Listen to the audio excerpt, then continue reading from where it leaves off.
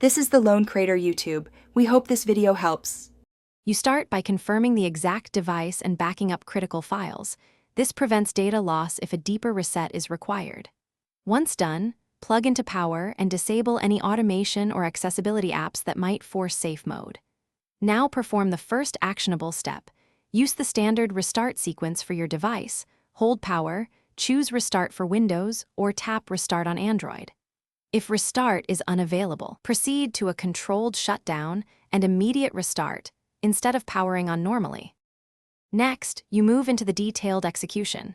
Enter the system recovery or boot options using the correct key combination for your platform: Shift plus Restart on Windows, Volume plus Power on many Androids, or Recovery on Mac OS. Once in, navigate to the startup settings and clear any safe mode or diagnostic boot flags. On Windows, you can use msconfig to uncheck Safe Boot. Then uninstall the most recent apps or drivers that likely caused the issue, because removing the trigger often prevents re-entry into safe mode. Finish by restarting the device normally and verifying that safe mode no longer appears. Test core functions and network connectivity. If the problem persists, perform a system restore to a point before the issue, or reinstall the OS as a last resort, because that reliably clears stubborn boot flags.